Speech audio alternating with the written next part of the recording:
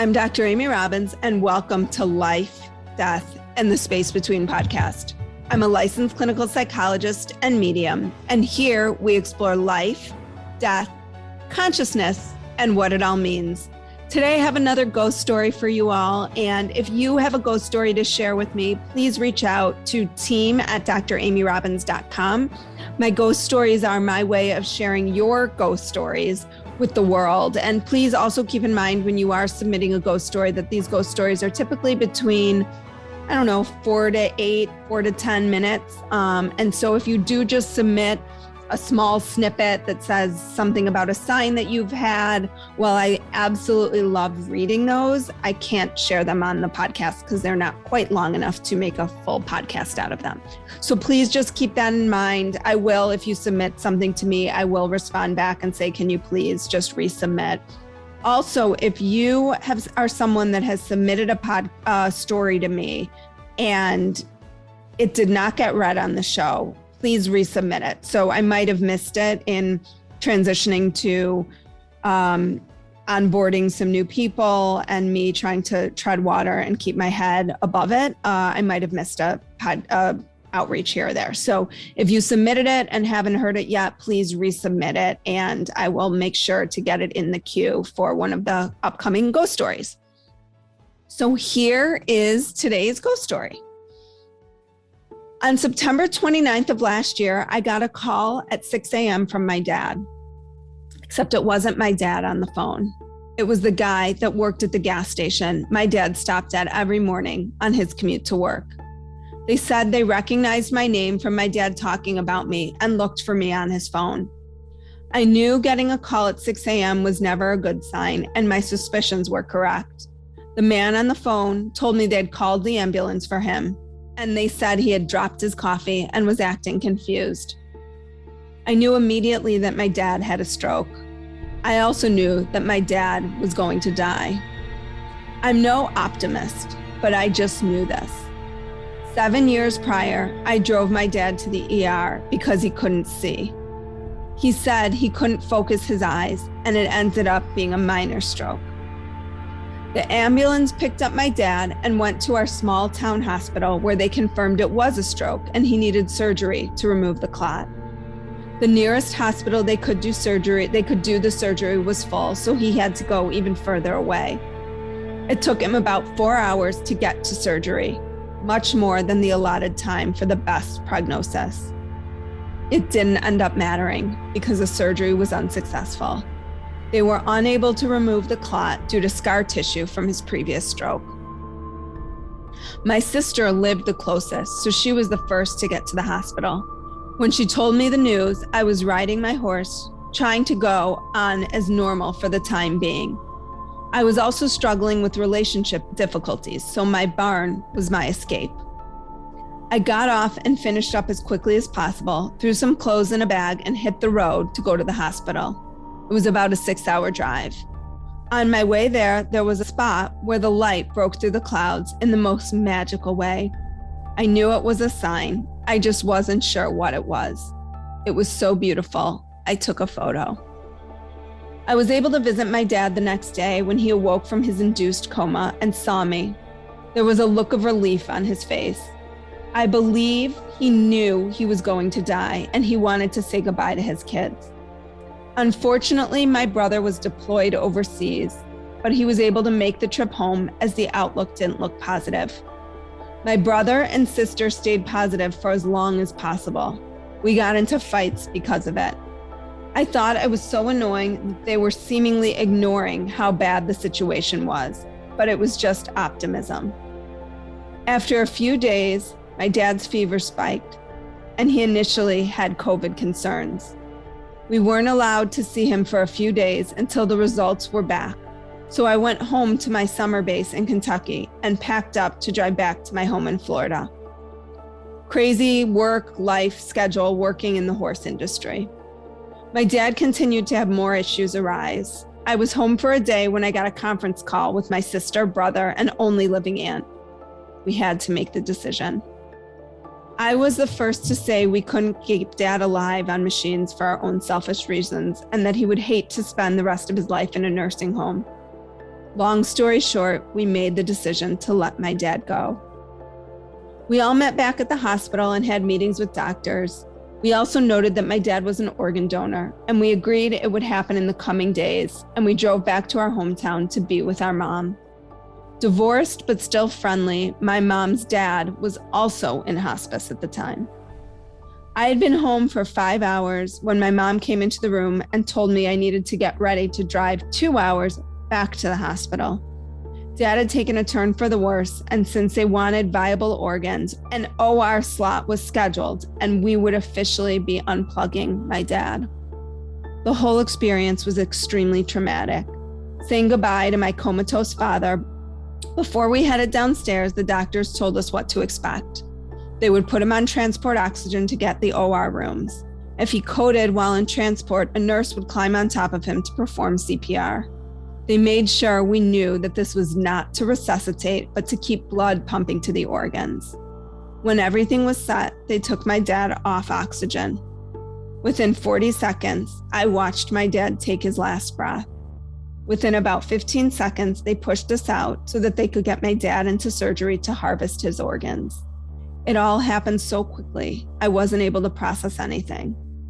My siblings and their significant others and my aunt all huddled in a circle to hug and cry, but I just walked right out of the hospital. I've never been one for expressing my feelings. When I got outside, it started raining. It was the most peaceful rain I've ever experienced. It was just straight down and chilly. This is when I finally teared up. I knew it had something to do with my dad. This was the very early morning of October 15th at around 2:30 a.m. My siblings and their significant others got a hotel room, and I drove 2 hours back home. It wasn't until I was alone and my head hit the pillow around 4:30 that I finally broke down. I was in such shock. My mom's dad died the next day, October 16th. We were surrounded by grieving and planning celebrations of lives and funerals.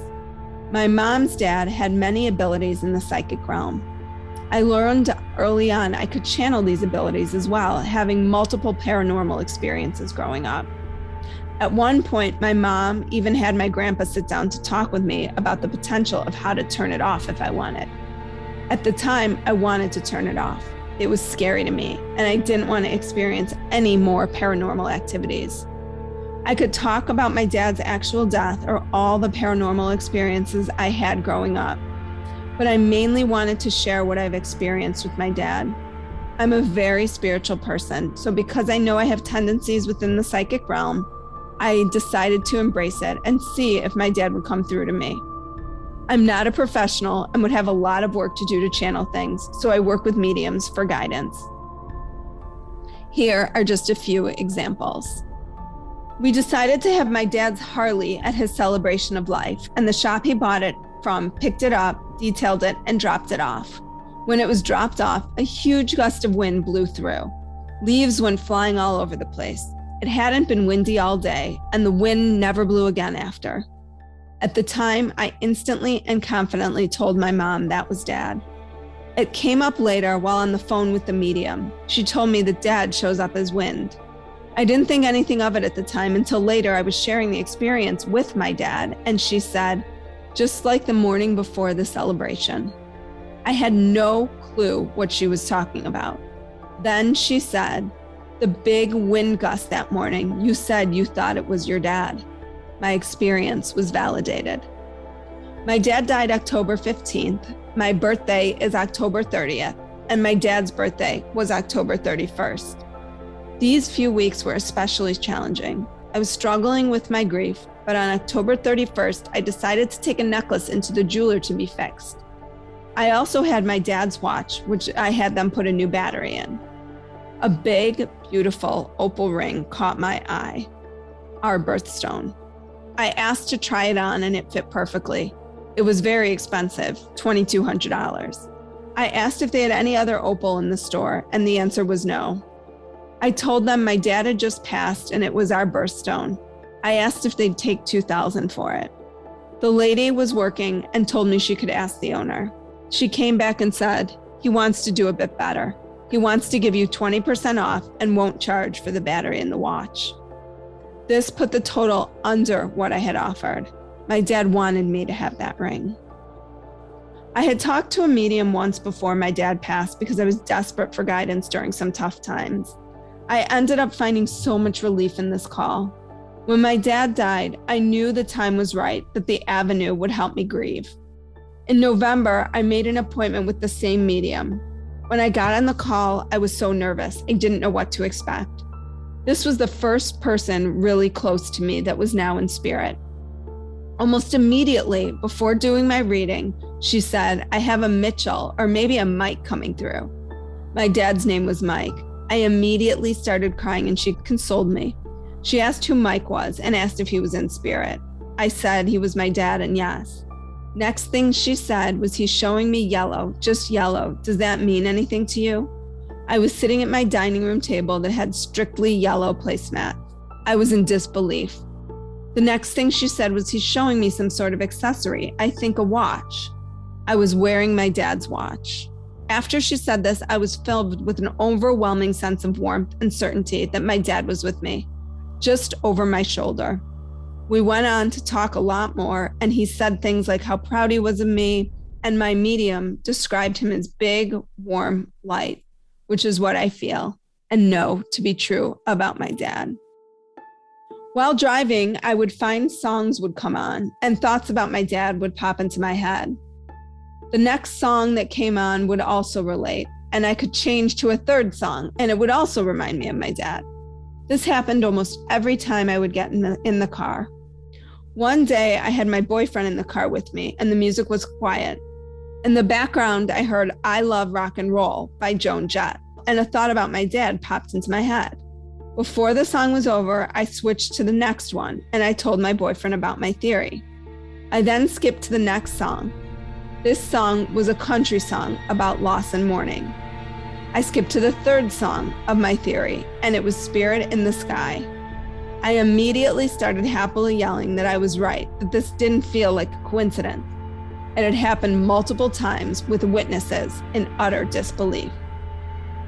After several amazing experiences, not all are notable. I strongly encouraged my mom and sister to open up. I urged them to open their hearts and minds and that our loved ones want to talk to them, but they can't unless you let them in. I told them about everything, even small things that had been happening. My sister was dramatic and she said she wasn't ready and that she was mad at him. I told her Dad wanted to talk to her. A short time later, maybe a few days, my sister was watching an online psychic reading on Facebook and she and my mom had taken an interest in. My sister commented on it saying that she didn't believe what I was telling her.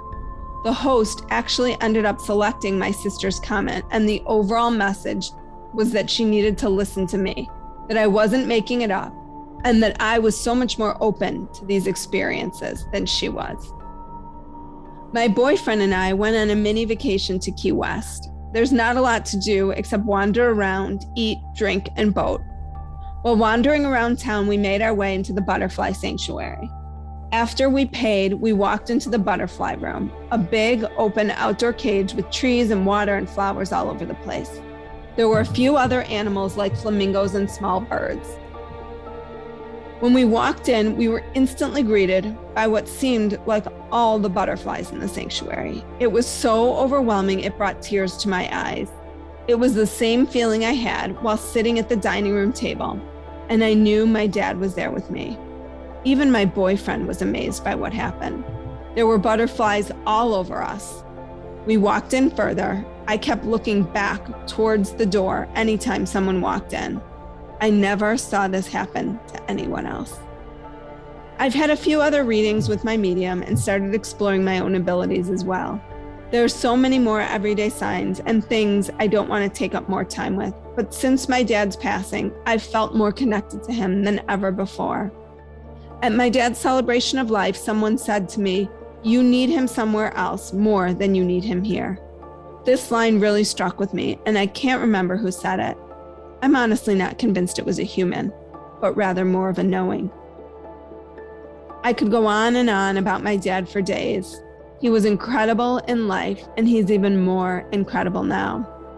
Every time I can connect with him, it's such a powerful experience, and I'm filled with so much love. Having this in my life has helped me grieve. The human loss still hurts tremendously. I now know that grief never goes away. We just adapt. But it's a lot easier to adapt when I know he is still with me and helping me every day. Thank you so much again for a beautiful, beautiful ghost story. Wow, I am just, again, so moved by anybody who's taken the time to write about this, to share their story with me, to share their story with you all. This is really a community of people who are curious and excited and open to the possibilities and the magic of the universe. So if you have a story to share, please reach out to team@dramyrobbins.com. Share your ghost story with me. And until the next episode, thanks so much for listening. Like what you heard today and want to hear more? Wondering what comes next and what it all means? Head over to Apple Podcast, Spotify, Stitcher, Google Play, or anywhere you get your podcasts and hit subscribe. Also, if you could take a minute to rate and review my podcast, I would really appreciate it. Stay tuned as we continue to explore life, death, and the space between.